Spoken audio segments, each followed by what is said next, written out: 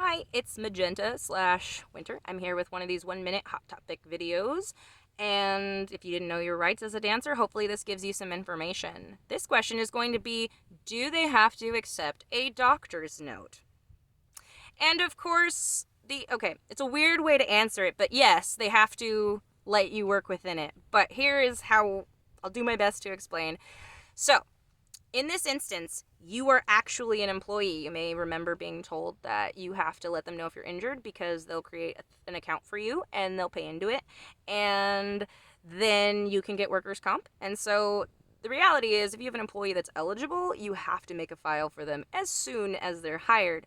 And you'll notice I said employee. So as an independent contractor, there's a lot of laws in it as far as like you have your own business license. If you're hurt at work, it's your responsibility. If they had a hazardous situation, like their environment wasn't safe and you hurt yourself, you could sue them. However, any other instance that you get hurt as as an independent contractor and a small business owner, you're liable for that. So as an independent contractor, no, they would not accept a note because they don't tell you what to do. If you don't want to do stages, you just wouldn't do stages. If you don't want to wear heels, you just wouldn't wear heels. Like, you are your own boss.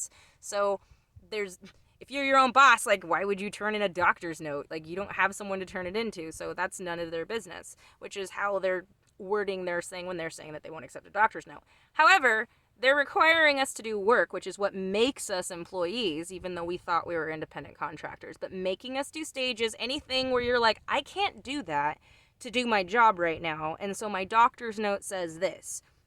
That is why they say that they don't have to accept one, is because if they take one and they accommodate you, they're acknowledging that you're an employee and they're forcing you to do work.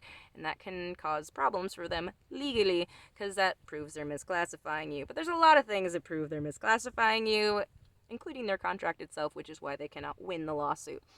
Anyway, hopefully that answers your question, is that you as a dancer, if you're paying to work, you don't have to do anything. So you don't have to bring in a doctor's note and nobody can tell you to do stages or go to a meeting or walk across the stage or anything or accept ladies drinks.